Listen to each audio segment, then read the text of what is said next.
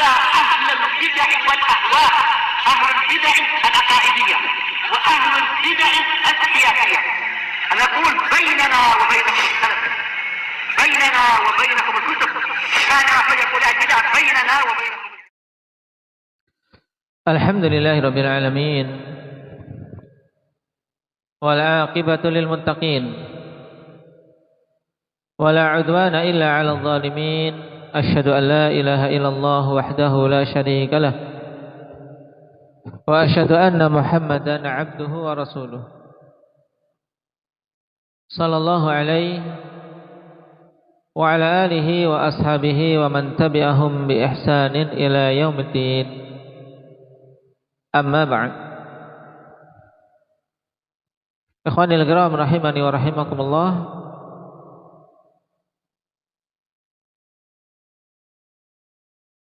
Pembahasan yang lalu kita masih pada poin-poin pokok tentang keutamaan ilmu. Di antara yang kita ambil pada pertemuan terakhir apa saja? Indah ke Ahmad.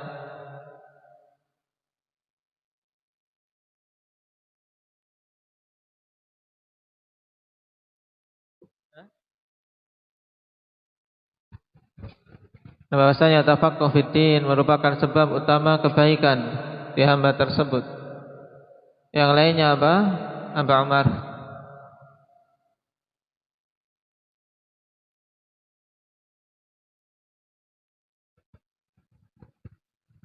Naam. Sababun min asbabi dukhulil jannah. Baik. Ini jelas. Man salaka tariqan yaltamisu fihi ilma sahalallahu lahu bi tariqan ilal jannah. Naam.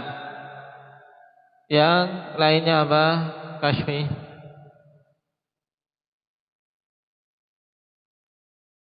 Allah Subhanahu wa taala perintahkan kepada nabinya untuk meminta tambahan ilmu. Sisi pendalilan yang menunjukkan itu utama.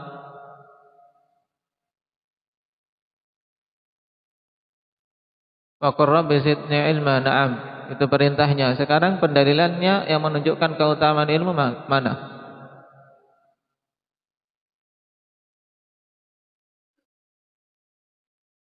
Nah, Allah Subhanahu wa taala tidak meminta atau memerintahkan kepada nabinya untuk meminta tambahan selain tambahan ilmu. Ini menunjukkan keutamaannya. Yang lainnya apa, Talha? Nah, ahlul ilmi ahlul khasyah. Dalilnya innama yakhsyallaha min ibadihil ulama. Orang yang berilmu, orang yang memiliki rasa takut pada Allah Subhanahu wa taala, sehingga akan berbuat jujur dalam perkataannya. Naam, akan amanah ketika diberi tanggung jawab.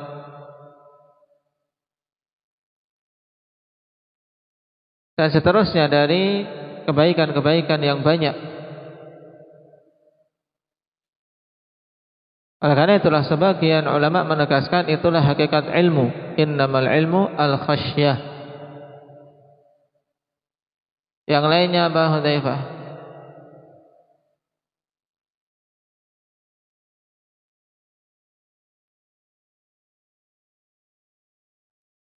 Apa?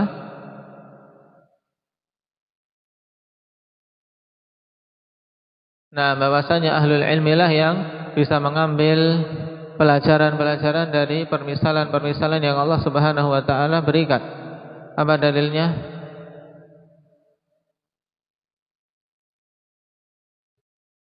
Nah, tilkal amsalun nadribuha linnas wa ma yaqiluha illa al-alimun. Baik. Sekarang kita lanjutkan pada keutamaan yang ke-9.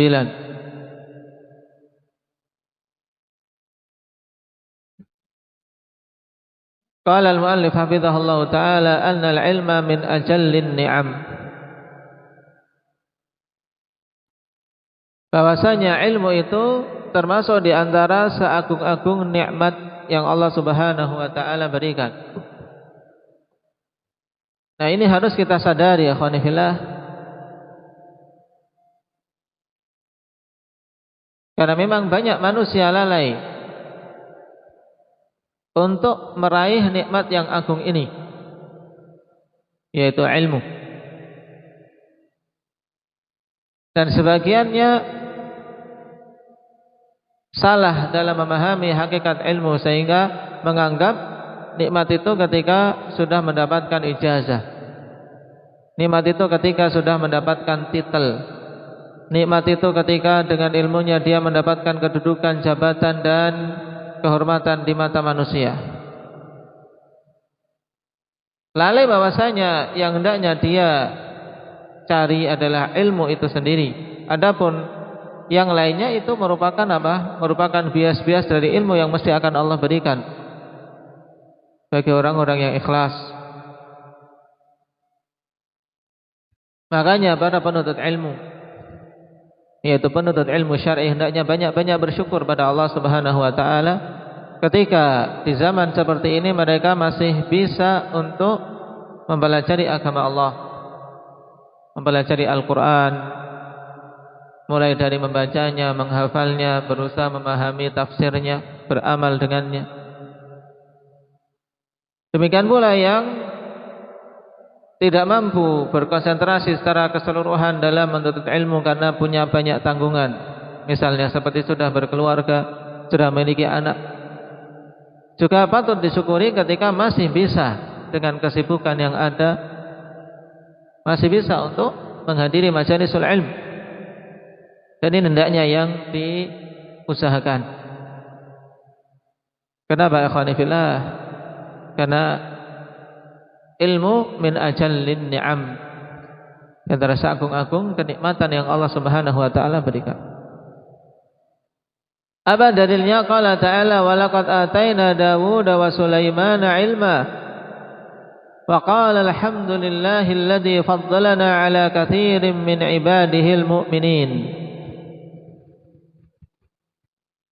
Sungguh telah kami berikan kepada Dawud dan Sulaiman ilmu, dan keduanya mengatakan segala puji bagi Allah Subhanahu wa taala yang telah mengutamakan kami atas kebanyakan dari hamba-hambanya yang beriman. Qala An-Nasafi rahimahullah, wa fil ayati dalilun ala syarafil ilmi. Pada ayat ini dalil tentang keutamaan ilmu, wa taqaddumi hamalatihi wa ahlihi, dan terdepannya orang-orang yang mengemban ilmu dan yang memiliki ilmu. Wa anna ni'matal ilmi min ajallin ni'am, dan bahwasanya kenikmatan ilmu itu termasuk seagung-agung nikmat. Oleh karena itulah itu yang disebutkan di sini, ikhwan. Padahal Nabi Dawud dan Sulaiman diberikan nikmat selain ilmu dengan nikmat yang banyak, tapi yang disebutkan adalah nikmat yang paling agung. Nah, dan seagung-agung ilmu ketika mereka apa? Diangkat menjadi apa? Menjadi utusan Allah Subhanahu wa taala. Dawud dan Sulaiman diberi dunia karena mereka adalah nabi sekaligus malik, sekaligus saja. Terkumpul padanya kenikmatan duniawi, penguasa. Bahkan untuk Sulaiman diberikan kekuasaan yang tidak diberikan kepada orang-orang setelahnya, yaitu mampu menguasai para jin dan mampu memahami tutur kata binatang. Tapi lihat, yang diingatkan oleh Allah Subhanahu wa taala di sini adalah apa? Tentang nikmat ilmu.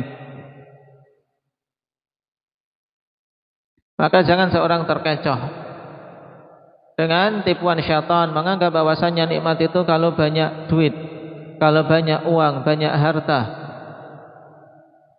Nah, rumah megah, kendaraan mewah. Nah, itu diantara nikmat. Tapi kalau dibandingkan dengan nikmat ilmu, ikhwan, tidak ada bandingannya. Tidak ada bandingannya. Rasulullah SAW, sebagaimana telah kita lewati dulu, ketika memberitahu kepada sebagian sahabat tentang keutamaan membaca Al-Quran di pagi hari setelah subuh. Nah, bahwasanya satu ayat itu apa? Sebanding dengan satu ekor unta yang sedang bunting. 2 ayat berarti 2 ekor unta. 3 ayat 3 ekor unta. 4 ayat 4 ekor unta. Terus wa min a'dadihinna minal ibil. Sesuai dengan jumlah ayat, maka dia juga apa? Mendapatkan unta-unta yang begitu banyak. Berapa yang dikumpulkan oleh seorang penuntut ilmu, penghafal Al-Quran di pagi harinya, ya kawan? Nah, kekayaan yang melimpah. Jadi makanya kalau pagi kemudian seorang ketika tidak memiliki kesibukan, juga bukan orang yang sakit, kemudian memilih untuk tidur di pagi hari, maka itu sangat merugi. Sangat merugi. Nah, demikian pula yang Allah Subhanahu wa taala belum mudahkan untuk di pagi harinya duduk di masjid karena harus keluar mencari ma'isyah, maka manfaatkan untuk membaca ayat-ayat yang dihafal. Ayat-ayat yang dihafal.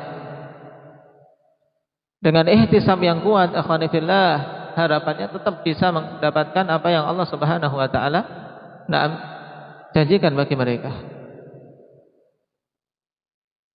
Kalau hafalannya sedikit, ya baca diulang-ulang qul huwallahu ahad, ta'dilu thuluthul Quran, ta'dilu thuluthul Quran.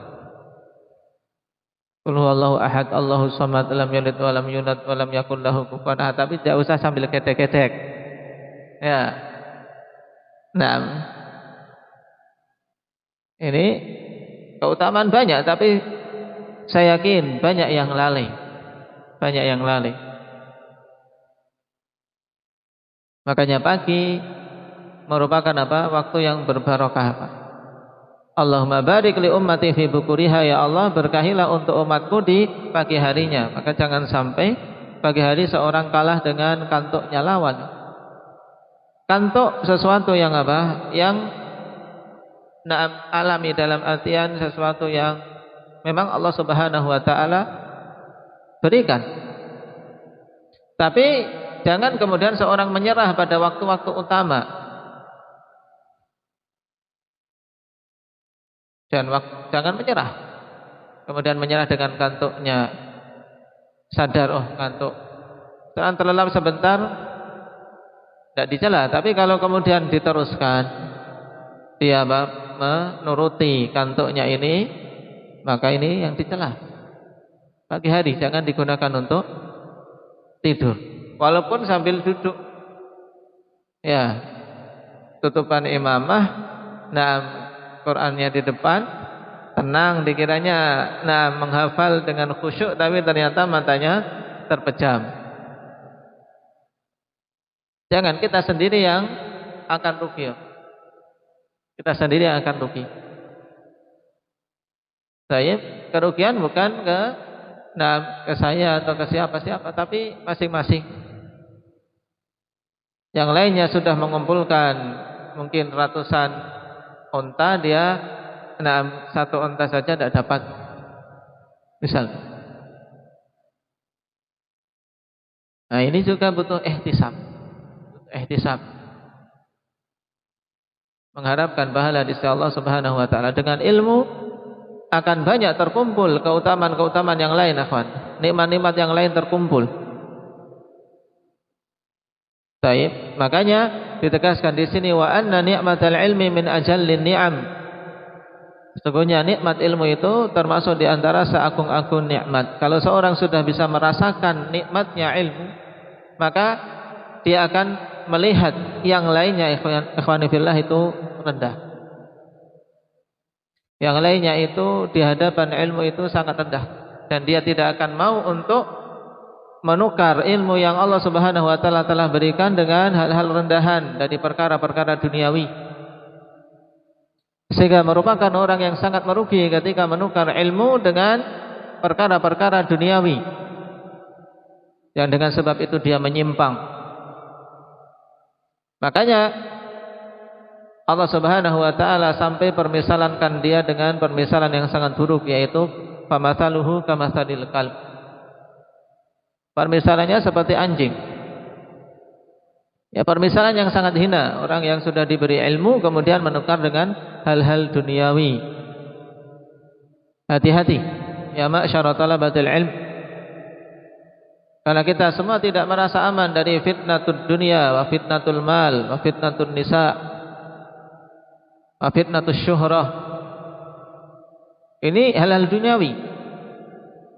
Jadi kira seorang ambisinya untuk tenar, ambisinya untuk terkenal, itu bukan niatan duniawi. Itu niatan duniawi, walaupun tidak punya duit, walaupun miskin, tetap dia terfitnah dengan dunia. Kalau seperti ini keadaannya, inginnya tenar, inginnya masyhur, inginnya dikenal, hati-hati. Nah, jangan sampai setelah Allah Subhanahu wa taala muliakan mereka dan dipermisalkan seperti bulan di langit sana. Nah, kalau qamari lailatal badr. Nah, seperti bulan ketika dibandingkan dengan bintang-bintang. Ini ulama, orang yang alim, menyinari dengan lembut. Tapi ketika dia menukar ilmu yang Allah Subhanahu wa taala telah berikan dengan dunia, dimisalkan seperti anjing. Nasallallahu al-afiyata wassalamah. Sungguh jauh antara bulan yang di atas sana dengan anjing yang menjulur-julurkan lidahnya di tanah yang kotor. Keutamaan yang ke-10, annal ilma kal ghaith. Bahwasanya ilmu itu seperti al-ghaith, yaitu hujan yang bermanfaat.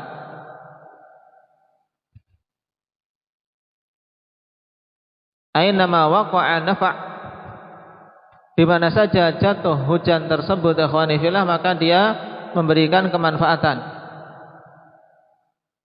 Sehingga jangan khawatir seorang kalau sudah berbekal dengan ilmu ikhwan, jangan khawatir dia mau tinggal di mana.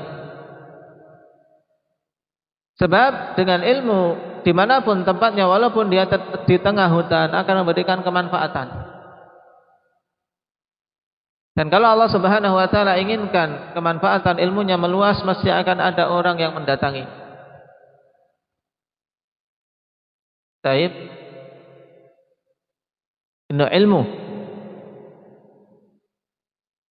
An Abi Musa an Nabi sallallahu alaihi wasallam qala: "Mathalu ma ba'athani Allah bihi minal huda wal ilmi kamathalil ghaith al-katsir asaba ardan." Permisalan apa-apa yang Allah Subhanahu wa taala utus aku dengannya yang berupa petunjuk dan ilmu seperti hujan yang bermanfaat yang banyak.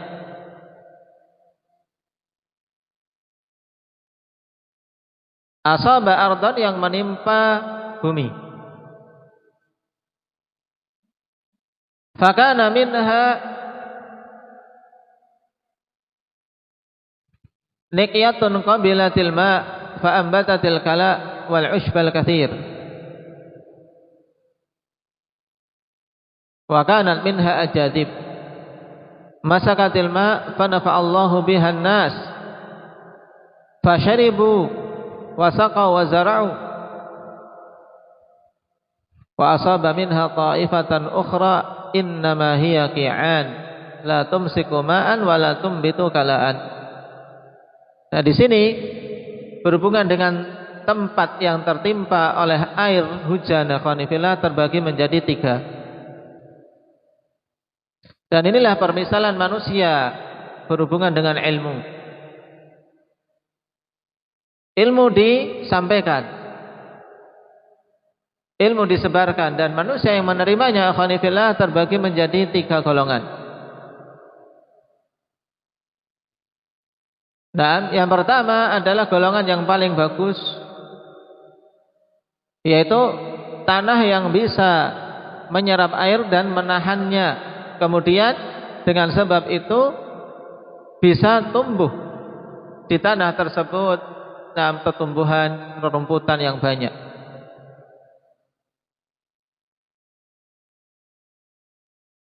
Wala ushbal kathir, ini keliru, kabir.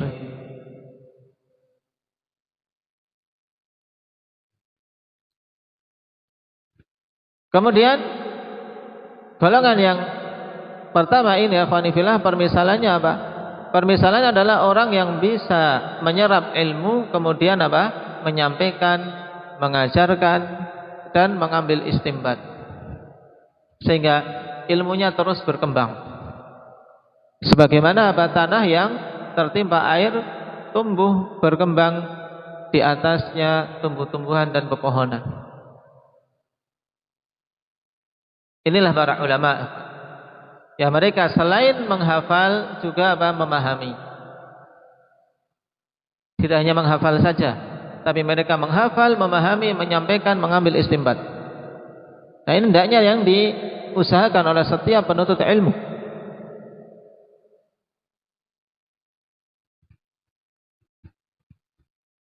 Kemudian golongan yang kedua adalah apa? Tanah yang sifatnya ajadib.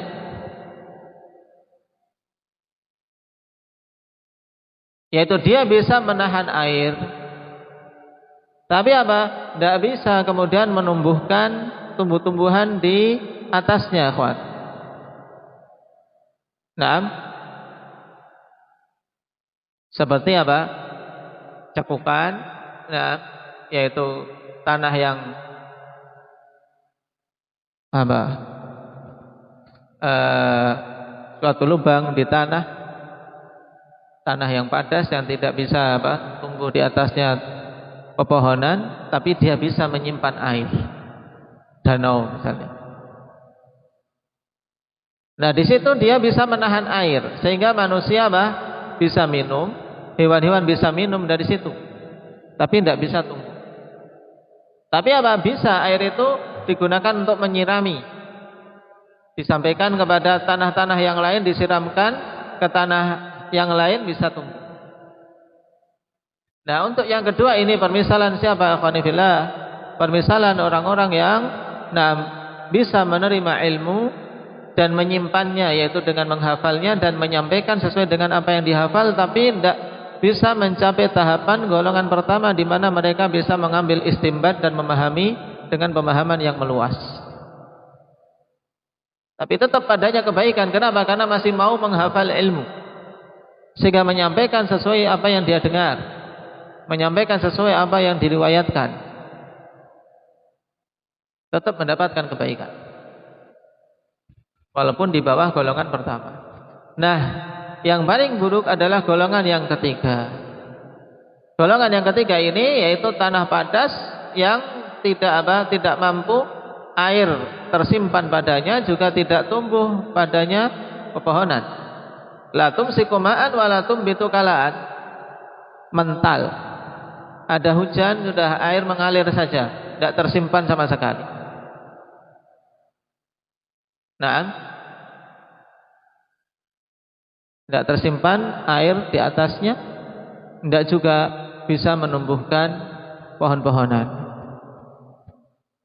Nah, fadzalika mathalu man faqaha fi dinillah wa nafa'ahu ma ba'athani Allahu bihi fa'alima wa 'allam. Maka itulah permisalan orang-orang yang betul-betul memahami agama Allah dan bermanfaat baginya apa-apa yang Allah Subhanahu wa taala telah utus aku dengannya, sehingga dia mengilmui dan mengajarkan.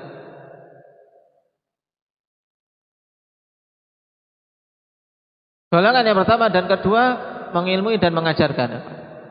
Cuman apa pengajaran? Golongan yang pertama pengajaran yang sifatnya mendalam, di mana dia mampu memahami, mengambil istimbat. Sedangkan golongan yang kedua pengajaran sekedar periwayatan, yaitu menyampaikan apa yang didengar. Adapun yang ketiga, wa mathalu man lam yarfa bidzalika ra'san wa lam yaqbal hudallahi alladzi ursiltu bihi, yaitu golongan yang ketiga permisalan orang yang tidak mau memberikan perhatian sama sekali. Lam yarfa bidzalika ra'san, tidak mau mengangkat kepalanya ketika ada ilmu disampaikan, tidak peduli. Ini ibaratnya lam yarfa bidzalika ra'san. Orang-orang yang tidak mau peduli, tidak mau memperhatikan datangnya ilmu dan tidak mau menerima petunjuk dari Allah Subhanahu wa taala yang aku diutus dengannya. Dan ini adalah apa? Orang yang paling merugi. Maka tinggal memilih, ikhwani fillah. Tinggal memilih mau di golongan yang mana. Dan tentunya seorang yang memiliki akal sehat, nah, berusaha untuk memilih golongan yang pertama. Kalaupun tidak memungkinkan itu, jangan sampai keluar dari golongan yang kedua, di mana mampu menyimpan ilmu walaupun sedikit, kemudian disampaikan sesuai dengan apa yang tersimpan padanya. Sehingga apa? Manusia bisa minum, bisa mengairi dengan air yang dia simpan. Itu adalah peribaratan ilmu yang dia hafal. Qala al-Qurtubi wa maqsudu hadzal hadits darbu mathalin lima jaa bihi an-nabiy sallallahu alaihi wasallam min al-ilmi wad-din wa liman ja'ahum bidzalik. Dan maksud dari hadis ini adalah pemberian permisalan terhadap apa-apa yang Rasulullah sallallahu alaihi wasallam datang dengannya berupa ilmu dan agama. Waliman ja'ahum bidzalik, dan permisalan untuk orang-orang yang Nabi datang kepada mereka dengan membawa ilmu dan agama tadi. Jadi ilmu yang dibawa Nabi diibaratkan dengan ghaith, dengan air hujan yang bermanfaat.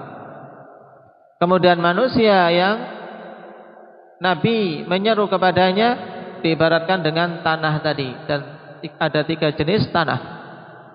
Tanah yang bisa menyerap air, gembur, kemudian tumbuh di atasnya tumbuhan yang banyak. Ini yang paling bagusnya, sehingga di dalamnya tersimpan air. Nah, dan juga di atasnya tumbuh dengan subur. Tapi ada tanah yang cuma bisa nyimpan air tok, tidak bisa di atasnya tumbuh pepohonan-pepohonan. Fashabbaha ma jaa bihi bil matar al-'am alladhi ya'ti an-nasa fi hali isyrafihim 'ala al-halaki fayusibuhum wa yughithuhum. Maka Nabi sallallahu alaihi wasallam permisalkan apa yang beliau datang dengannya dengan matar, dengan hujan yang umum, yang meluas, yang menimpa manusia secara keseluruhan dalam kondisi mereka itu sangat membutuhkan, kondisi mereka itu hampir-hampir binasa, sehingga hujan mengenai mereka dan menolong mereka. Nah, ketika datang pertolongan itu, ada yang mampu menyimpan, ada yang mampu memberikan kemanfaatan dengannya, tapi ada yang tidak peduli sehingga memilih binasa. Nasallallahu al-afiyata wassalamah. Ini sebagian dari keutamaan-keutamaan ilmu, ikhwan, yang disebutkan ada 10. Nah, dan itu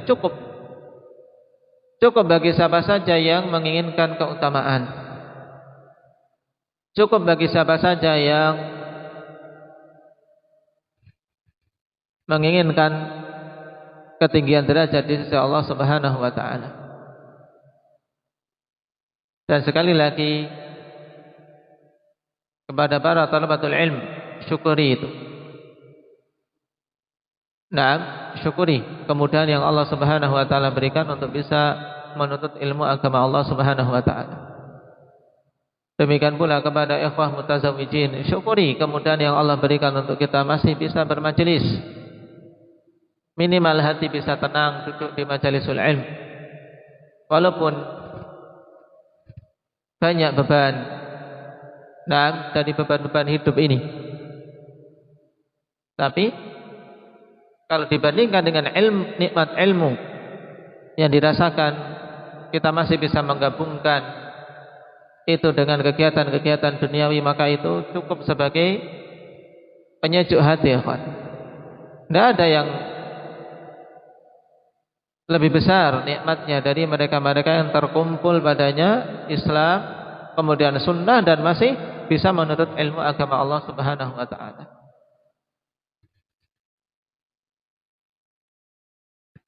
Nah, barakallahu fikum. Adapun tentang adab talibul ilm, insyaallah taala kita ambil pada pertemuan yang akan datang.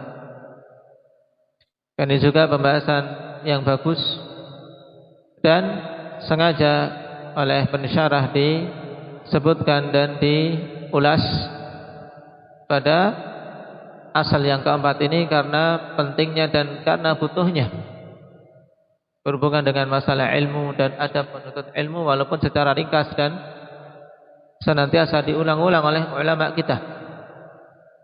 Karena penuntut ilmu, akhwat, ketika dia terjun dalam amalan yang utama ini tapi tidak diiringi dengan adab, dia tidak akan mendapatkan hasil yang bagus.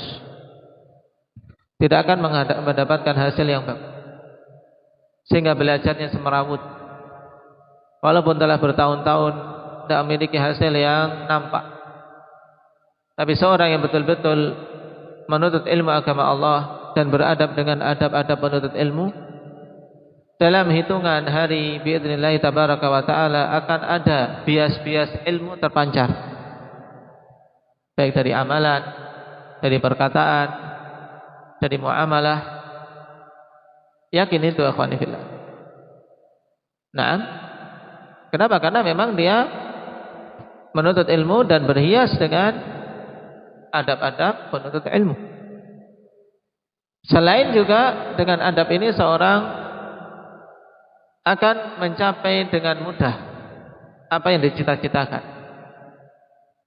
Sebagaimana ditegaskan oleh Imam Ibn Abil Bar rahimahullah ta'ala, bahwasanya ilmu itu memiliki darajat wa manaqil, yaitu memiliki tingkatan-tingkatan dan tangga-tangga yang harus dilalui.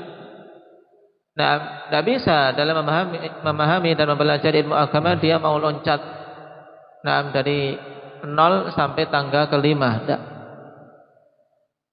Butuh melalui tahapan-tahapan, pertama, kedua, ketiga, dan seterusnya. Dan ini yang harus diingat, kemudian harus dicek. Nah, jangan sampai tahapannya di tahapan pertama terus tidak naik-naik. Dan tahapan ini, akhwat, jangan diibaratkan dengan apa? Kelas per kelas, sebagaimana anak-anak di sekolah. Juga dengan tahapan umur masing-masing, tidak. Terkadang seorang yang umurnya muda tapi Allah Subhanahu wa taala berikan kemudahan, dia mampu mencapai tahapan yang lebih tinggi dari orang-orang yang umurnya di atasnya.